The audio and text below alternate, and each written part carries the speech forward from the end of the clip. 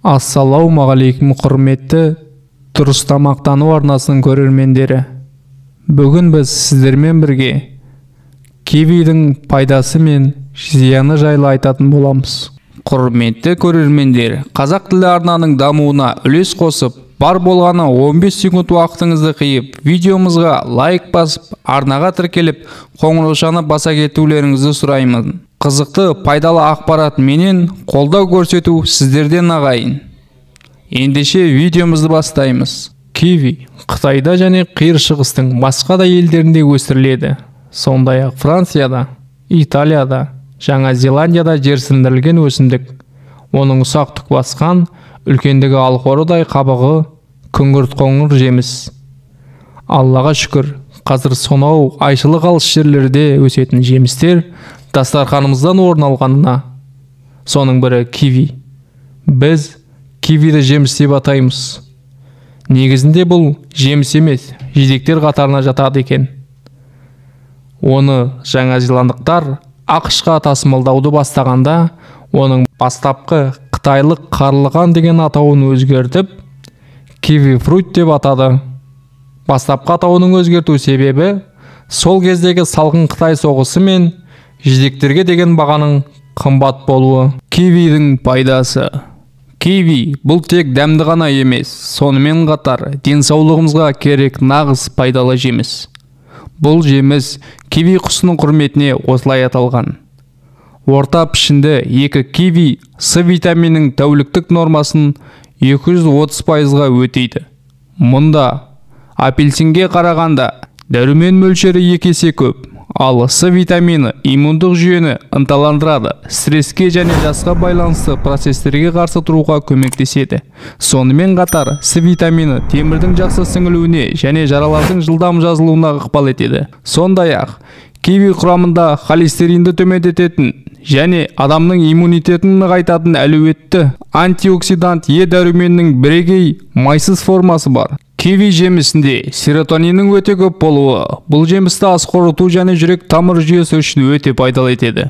Серотонин есте сақтау қабілетін жақсартады, көңіл күйді жақсартады және ақпарат қабылдауды ынталандырып, тәбетті қалыпқа келтіреді. Сонымен қатар серотонин тез және ауыртпалықсыз оянуға ықпал ете отырып, ұйқыны сапалы және сандық түрде жақсартады. Құрамында магний мен калий бар.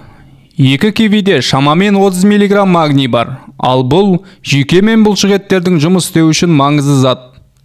Сондай-ақ киви калийге бай. Онда калий мөлшері бананға қарағанда 2 есе көп. Ал кивиді үнемі тұтыну қан қысымын реттейді, инсульт және бүйрекке тас жиналу қаупін төмендетеді. Сондай-ақ остеопороз бен жүрек қан тамырлары ауруларының алдын алуға көмектеседі. Таңғы аста 1 киви жеу қанды сұйылтатын аспирин секілді тиімді. Сонымен қатар кивиді тұтынғанда жанама әсерлер болмайды, және ол әлде қайда пайдалы. Тыныс алу үшін пайдалы. Зерттеулер көрсеткендей, кивидің құрамында С витамині болғандықтан, ол тыныс алу органдарындағы ауыртпалықты жеңілдетіп, қырылтаудан, жөтел және демігуден арылтады. Көру қабілетін жақсартады. Кивидің құрамында жасқа байланысты болатын көру қабілетінен айырылуға жол бермейтін фитохимиялық лютеин бар. Лютеин сондай-ақ көзіміздің еркін радикалдардың зиянды әсерінен қорғайды. Адам ағзасы лютеинді өздігінен синтездей алмайды.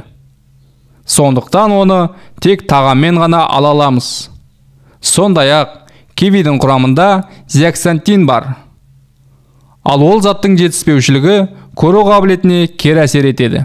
Киви жемісінің құрамындағы флавоноидтер мен каротиноидтердің онкоцитогендік әсері бар екенін дәлелденді. Олар ДНК-ны тотықтандырудан қорғайды және рак клеткаларының пайда болуына жол бермейді. Кивиді өз денсаулығы мен сымбатына назар аударатындар жақсы бағалайды. Оның құрамында калория аз және май жоқ. Дегенмен киви ас қорыту жүйесінің қалыпты жұмыс істеу үшін қажетті талшықтарға бай. Сонымен бірге киви жүкті әйелдер үшін қажетті жеміс. Оның құрамында жатырдағы қан жасушаларын өндіруге қажетті фолий қышқылы өте көп. Бұл экзотикалық жеміс еркектерге де пайдалы. кивидегі амин қышқылдардың аргинины импотенцияны емдеу мен алдын алуда қолданылады. Сонымен қатар бұл жемісте актидин атты зат бар. Ол ағзадағы ақуыздарды ыдыратуға көмектеседі. Кивиді қауіпті маринаттауға пайдаланатыны осыдан. Осынау тропикалық жемісті суықтағанда, вирусты дерт кезінде, авитаминозда, саршағанда, әлсіздікте, күш жоғалғанда, күйзелісте, атеросклерозда, диабет, гипертония, тромбоз дерті кезінде тамақтану мәзіріне осы жемісті міндетті түрде қосқан дұрыс. Киви дәрумендерге өте бай тропикалық жеміс. Оның құрамындағы жасұнық, калий, кальций, магний, лектин, фосфор, мырыш, темір, марганец, антиоксиданттар мен амин қышқылдары ағзаға өте пайдалы. Кивиді жиі тұтынатын болсаңыз, ағзаға инфекцияның таралуы тежеліп, иммунды жүйе нығайып, жүрек қан тамырлары ауруларының алдын алып, ағзаның қатерлі ісікпен күресуі артып, жүйке жүйесін жақсартады екен. Басқа жемістердің айырмашылығы, киви консервіленген кезде еш бұзылмайды. Сондай-ақ, жеміс ер дәруменіне өте бай. Біле білсеңіз, кивиді жеп қана қоймай, оны косметика негізінде пайдалансаңыз да болады. Кивидің емдік қасиеті бар екен. Ересек адамдарға киви қан қысымын және ағзадағы холестерин көлемін азайту үшін жеуге болады. Сондай-ақ, кивидің құрамында иммунитетті нығайтып, ағзаны жақсартатын С дәрумені баршылық. С дәрумені ағзаға зиянды нитриттардың енбеуінде қадағалайды. Сонымен қатар, кивидің құрамында қан ауруларын емдейтін темір молынан бар. Бет терісінің сымбаттылығын сақтау үшін де кивиді пайдаланып, маскалар жасауға болады. Кивиді қабығымен жеп көргендер бар ма? Негізінде кивидің қабығымен жеуге болады екен. Әсіресе испандық селекционерлер шығарған кивино сортын. Кивиноның қабығы жұмсақ келеді. Алайда кивиді қабығымен жеу алдында жақсылап жуу керектігін ұмытпаңыз. Сонымен қатар, киви қабығы аса сезімтал тілді ауыртып, уылтып жіберуі мүмкін. Кивидің қабығының құрамында антиоксиданттар мол. Ол асқазандағы зиянды бактериялардың көбеймеуін қадағалап, зарарсыздандыратын қасиеті бар. Нәзік жандылар үшін кивидің емдік қасиеті бар.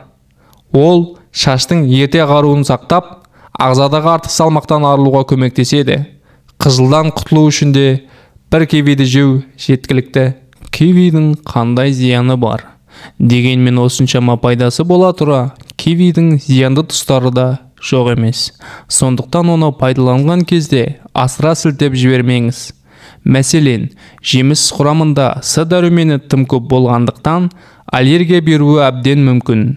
Асқазан сөлі қышқылы жоғары адамдарға да пайдалануға болмайды. Іш өткізгіштік қасиеті болғандықтан диарея дертімен ауыратындар бұл жемістен бас тартқаны жөн. Киви жемісін көп жеу ісінуге, ал кейбір жағдайларда анафилаксияға әкелуі мүмкін. Сондай-ақ, ісінуден бөлек кивиді көп мөлшерде тұтыну демікпе, бөртпе, терінің қызаруы және ауыз қуысының шырышты қабығының тітіркенуіне әкелуі ықтимал. Мұндай жағдайда адамның ерні, тілі мен шырышты қабаты ісініп, аузында ауырсыну және қышу сезімі пайда болады. Дәрігерлер кивиді 5 жастан кіші балаларға бермеуге кеңес береді. Зерттеу нәтижелері бойынша балаларда жұтқыншақ, көмей дерматозы, тілдің ісуі туындауы мүмкін. Сонымен қатар аллергиялық әсер беруде ықтимал.